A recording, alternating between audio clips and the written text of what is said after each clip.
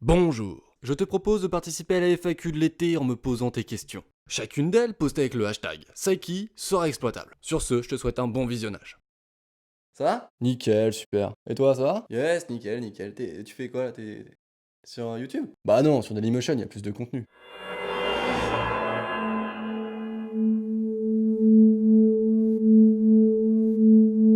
Et oui, cette situation complètement déstabilisante pourrait vraiment arriver, mais grâce au multivers. Et vous avez été très nombreux, en tout cas, vous me l'avez demandé à beaucoup de reprises, de vous faire une vidéo sur les multivers. Je vous ai entendu. La voilà. Il faut bien insister sur le fait que c'est une idée, car pour le moment nous n'avons pas de preuves concernant ce genre d'événement. Mais il se trouve qu'en France nous avons la chance d'avoir Aurélien Barraud, qui est un défenseur absolument génial de cette théorie, et qui vous l'explique comme personne. Je trouve. Il dit notamment, si l'univers est infini, alors le nombre d'univers l'est aussi. Mais ce n'est pas tout. Il va même jusqu'à dire, tout ce qui se produit est voué à se reproduire. Alors on adhère ou on n'adhère pas, mais quoi qu'il en soit, il est terriblement conscient que cette idée pourra un jour tomber complètement à l'eau. Et il le dit lui-même d'ailleurs, ça le dérange pas plus que ça. Car pour le moment, il trouve que ça fait avancer la science et il trouve ça bien. À juste titre, je suis d'accord avec lui. Alors, anecdote complètement à part, mais ça me fait plaisir de retourner dans ce décor de cette façon. Vraiment, c'est... Fait plaisir, ça fait plaisir. Non mais c'est pour moi, c'est cadeau, c'est cadeau. Il faut bien comprendre que l'idée de multivers fonctionne avec l'inflation, qui est une théorie, elle, prouvée a posteriori, c'est-à-dire qu'elle a été prouvée après avoir été abordée, notamment grâce aux résultats du télescope Planck, qui nous aide vraiment pas mal, hein, contrairement à ce que j'ai pu dire dans d'anciennes vidéos. Oui, bah on dit tous des conneries des fois, ça va. Je sais que Science Étonnante me l'a fait remarquer, d'ailleurs merci à lui. Et puis voilà, on va passer à autre chose, hein.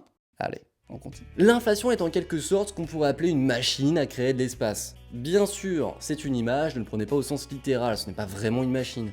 Quoi qu'il en soit, cette machine crée en espace de façon aléatoire, ceci étant la conséquence de la mécanique quantique. Eh bien, il créerait des univers au fur et à mesure, et en partant de ce principe, cette idée sort du domaine de la science-fiction et rejoint le monde réel. Cette fameuse inflation dont je vous parle, on en a déjà parlé dans l'épisode parlant de l'origine de l'univers.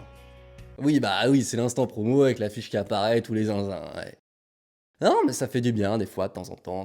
Wouh! Pour en revenir à ce que je disais, elle permet notamment de répondre à des questions qu'on pouvait se poser, notamment les fluctuations de densité dans notre univers, tout en sachant que ces fluctuations ont permis la création de nos galaxies et par voie de conséquence, notre existence. Alors, merci. Mais parler de multivers, c'est aussi redéfinir le terme univers.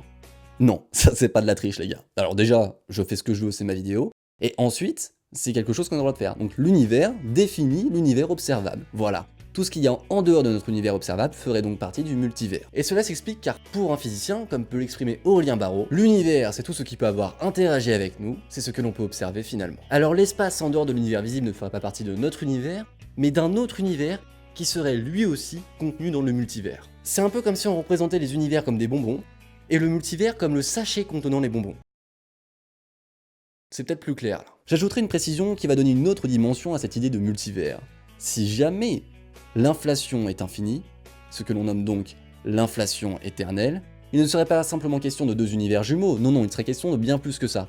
Il serait question que le multivers formera de façon infinie des univers. Alors là oui, c'est pas mal d'informations que je vous balance d'un coup, mais tenez le coup. Non, parce qu'il en reste encore d'autres, vous allez voir, c'est pas fini, c'est pas fini. Comme j'ai conscience que c'est pas forcément très clair, je vais vous filer un exemple de vulgarisation. Notamment, souvent les univers, on les assimile à des bulles de savon dans un bain, et le bain on l'assimile au multivers. Le bain grandirait de façon infinie, ce qui ferait que le multivers serait infini. Vous voyez, c'est marrant parce que maintenant que je l'ai dit, je suis pas sûr que ce soit beaucoup plus clair. Et si maintenant on souhaite évoquer les multivers via la théorie des cordes, est-ce que ça change quelque chose? C'est à ce moment précis que j'imagine bien quelqu'un derrière son écran en train de faire ça. Ah ouais, ah d'accord, ah bah bravo, génial. Bah maintenant, en plus, hein, d'avoir des bulles dans la baignoire, on rajoute des cordes. Ah non mais, super, bravo, génial. Alors bien sûr c'était une vanne, oui elle était pas ouf, mais j'ai fait ce que j'ai pu. Voilà. Petit aparté, cette théorie est aussi ce que l'on peut nommer une théorie du tout, c'est-à-dire qu'elle unifierait les deux théories aujourd'hui non unifiées qui s'appellent donc la mécanique quantique et la relativité générale, qui sont un petit peu les mastodontes en termes de piliers fondamentaux de cosmologie aujourd'hui. Les multivers via la théorie des cordes, est-ce que ça change quelque chose? Oui, bien sûr que ça change quelques petites choses par-ci par-là avec cette théorie, voilà. Notamment, en réalité, les univers créés pourraient tous avoir des constantes fondamentales et des lois physiques complètement différentes. Ce qui pourrait du coup créer dans certains cas des univers à l'opposé de d'autres. Vous voyez ce que je veux dire ou pas?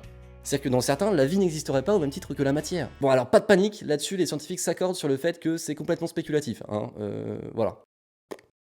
Si je résume, les multivers pourraient être la conséquence du scénario de l'inflation, comme de la théorie des cordes.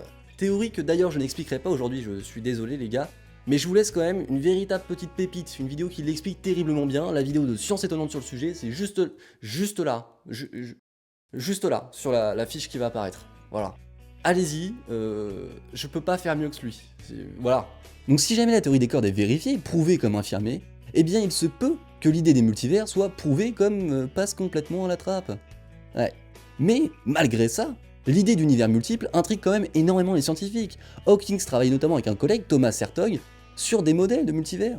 Et d'après leurs recherches, leurs idées, ce qui se serait un peu plus sorti du lot, ce serait le fait que le nombre d'univers dans le multivers serait nettement moins grand que ce qu'on peut penser, donc pas infini, et en plus de ça, que les univers différents contenus dans le multivers, il n'y en aurait pas tellement.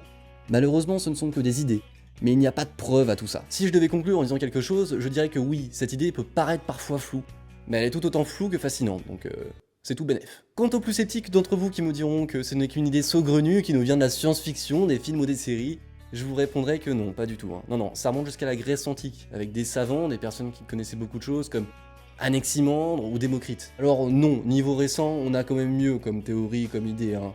Parce que Grèce antique, ça remonte quand même pas mal, les gars. Pas de panique, encore une fois. De mon côté, il ne me reste plus qu'à vous dire au revoir. Et surtout, n'oubliez pas, ce qui est compliqué peut être compris de tous. I could stay like this, forever following you.